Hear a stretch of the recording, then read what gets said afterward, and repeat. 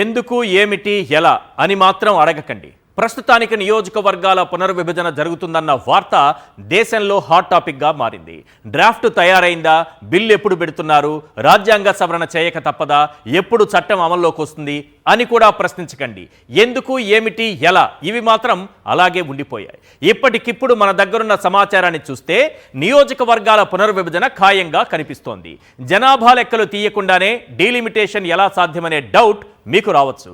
2011 జనాభా లెక్కలనే ప్రాతిపదికగా తీసుకోవాలని నిర్ణయించినట్టు తెలుస్తోంది. ఓవరాల్గా ఇప్పుడున్న సీట్లలో లోక్సభతో పాటు 28 రాష్ట్రాలు కేంద్రపాలిత ప్రాంతాలలో అసెంబ్లీలలో 50% సీట్లు పెరగనున్నాయి. ఇందులో 33% స్థానాలను మహిళలకు రిజర్వ్ చేయనున్నారు. నియోజకవర్గాల పునర్విభజన బిల్లును 2/3 మెజారిటీతో పార్లమెంటులో ఆమోదించాల్సి ఉంటుంది. త్వరలోనే పార్లమెంటులో ఈ బిల్లును ప్రవేశపెట్టాలని కేంద్రం నిర్ణయించింది. ఈ నేపథ్యంలో తెలుగు రాష్ట్రాల్లో అసెంబ్లీ స్థానాల పెంపుపై జోరుగా చర్చ సాగుతోంది. ఎక్కడ ఏ నియోజకవర్గం పేరుతో అసెంబ్లీ స్థానం పెరగనుంది, ఏ మండలాలు ఏ నియోజకవర్గంలో విలీనం చేయనున్నారోనని రాజకీయ నేతలు ఆసక్తిగా గమనిస్తున్నారు. దీంతో పాటు రిజర్వేషన్లలోనూ మార్పులు జరిగే అవకాశం ఉంది. సమీకరణాల్లో ఎవరి సీటు గల్లంతవుతుందో, ఎవరికి సేఫ్ జోన్గా మారుతుందో అన్న చర్చ సర్వత్రా ఆసక్తిని కలిగిస్తోంది. ముందుగా ఇప్పుడున్నటువంటి సమాచారం ప్రకారం 50% సీట్లను పెంచితే ఓవరాల్గా లోక్సభ స్థానాలు ఎన్ని పెరుగుతాయి, మన తెలుగు రాష్ట్రాలకు సంబంధించి అసెంబ్లీ స్థానాలు ఎన్ని పెరుగుతాయి, అలాగే పార్లమెంటు స్థానాలు ఎన్ని పెరుగుతాయి ఒకసారి మనం స్క్రీన్ పైన చూద్దాం. ఎస్, దేశంలో మొత్తం లోక్సభ స్థానాలు 543 ఉన్నాయి. డీలిమిటేషన్తో ఇప్పుడున్నటువంటి మనకు అందుతున్నటువంటి సమాచారం ప్రకారం అవి 816కు పెరిగేటటువంటి అవకాశం కనిపిస్తోంది. నెక్స్ట్ ఆంధ్రప్రదేశ్ లెక్కలు ఒక్కసారి చూద్దాం. ఎస్, ఏపీలో ప్రస్తుతం లోక్సభ స్థానాలు 25. డీలిమిటేషన్తో పెరిగే ఛాన్స్ 37 లేదా 38 లోక్సభ స్థానాలకు ఇది పెరిగేటటువంటి అవకాశం ఉంది. అలాగే అసెంబ్లీ స్థానాల విషయానికి వస్తే ఏపీలో ప్రస్తుత అసెంబ్లీ స్థానాలు 175 ఉన్నాయి. డీలిమిటేషన్తో పెరిగే ఛాన్స్ 262 లేదా 263కి పెరిగేటటువంటి అవకాశం కనిపిస్తోంది. ఇక తెలంగాణ విషయాన్ని కూడా ఒక్కసారి పరిశీలిద్దాం. ఎస్, తెలంగాణలో ప్రస్తుతం లోక్సభ స్థానాలు 17 ఉన్నాయి. డీలిమిటేషన్తో పెరిగే ఛాన్స్ 25 లేదా 26 స్థానాలుగా కనిపిస్తోంది. తెలంగాణలో ప్రస్తుత అసెంబ్లీ స్థానాలు 119 ఉన్నాయి. డీలిమిటేషన్తో పెరిగే ఛాన్స్ 158 లేదా 159కి పెరిగేటటువంటి అవకాశం కనిపిస్తోంది. ఈ పరిణామాల నేపథ్యంలో మనకు ప్రధానంగా కొన్ని ప్రశ్నలు వినిపిస్తున్నాయి. అవేంటో ఒక్కసారి స్క్రీన్ పైన చూద్దాం. అంతకంటే ముందు రైట్ క్వశ్చన్స్ చూద్దాం. నియోజకవర్గాల పునర్విభజనతో సీట్ల సంఖ్య పెరగడం రాష్ట్రాలకు లాభమా నష్టమా? Question number 1. క్వశ్చన్ నెంబర్ 2, డీలిమిటేషన్కున్న శాస్త్రీయ అంశాలేంటి, ఏ ఏ అంశాల ప్రాతిపదికన పునర్విభజన జరుగుతుంది? క్వశ్చన్ నెంబర్ 3, బిల్లు అమలు కావాలంటే రాజ్యాంగ సవరణ అవసరమా, రాష్ట్రాల ఆమోదం తప్పనిసరా? క్వశ్చన్ నెంబర్ 4, నియోజకవర్గాల పునర్విభజన అంశంలో ఎదురయ్యే సవాళ్లేంటి, గత అనుభవాలు ఏం చెబుతున్నాయి? క్వశ్చన్ నెంబర్ 5, లోక్సభలో ఎంపీ స్థానాల సంఖ్య పెరిగితే దక్షిణాదికి ప్రాధాన్యత తగ్గుతుందన్న వాదనలో నిజమెంత? క్వశ్చన్ నెంబర్ 6, మహిళలకు 33% రిజర్వేషన్లు అమలైతే ఏపీలో లాభపడేది వైఎస్ఆర్సీపీనా టీడీపీనా?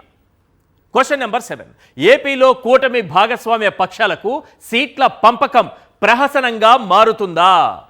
క్వశ్చన్ నెంబర్ 8, పెరిగే ఎస్సీ ఎస్టీ సీట్ల సంఖ్యతో ఆంధ్రప్రదేశ్లో రాజకీయ సమీకరణాలు ఎలా మారనున్నాయి?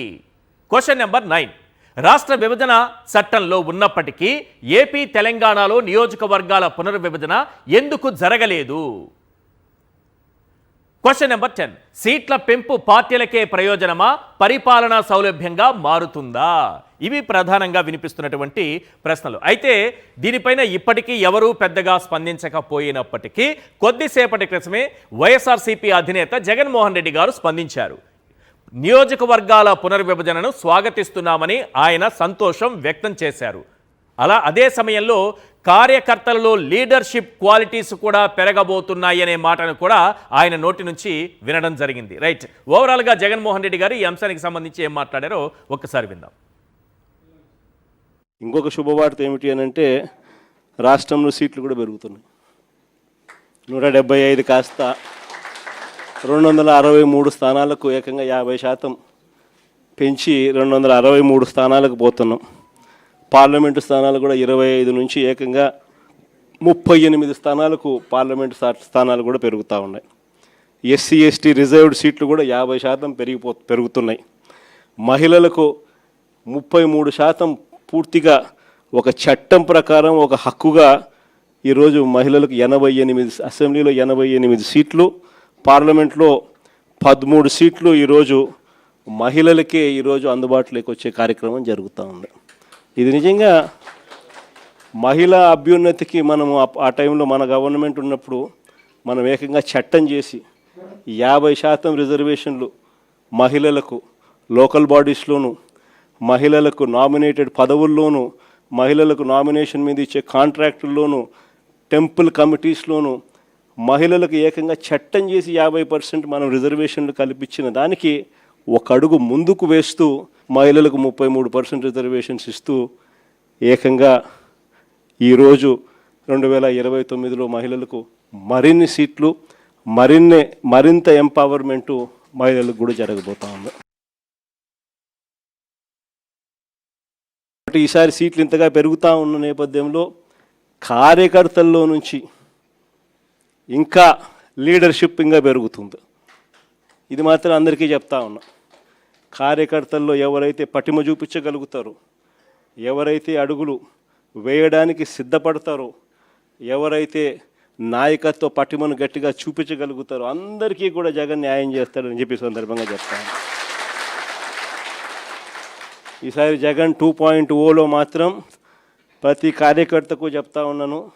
బహుశా మనం అధికారంలోకి ఉన్నప్పుడు కోవిడ్ ఉన్నది, మనం అధికారంలో ఉన్నప్పుడు 2 సంవత్సరాలు కోవిడ్ లాంటి విపత్కర పరిస్థితులు ఎప్పుడు ఎదుర్కొని పరిస్థితుల మధ్య బహుశా కార్యకర్తలకు అనుకున్నంత పేరుకు బహుశా నేను న్యాయం చేయలేకపోయి ఉండొచ్చు.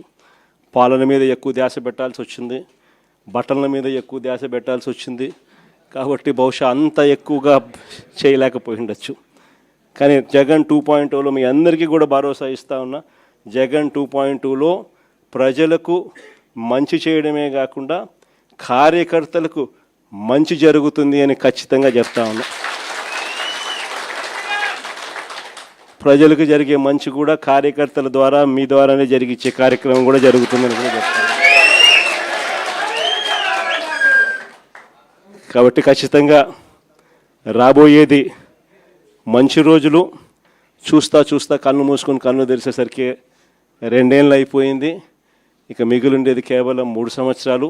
ఈ 3 సంవత్సరాల్లో కూడా ఇంకా 1.5 సంవత్సరం ఎలా గడిచిపోయింది అని అంటే ఆ తర్వాత ఎలాగో చివరి 1.5 సంవత్సరం నా పాదయాత్ర కూడా ఎలాగో జరుగుతుంది. ఆ తర్వాత చంద్రబాబు నాయుడు ప్రతిరోజు సినిమా చూపించే కార్యక్రమం ప్రతిరోజు కూడా జరుగుతుంది.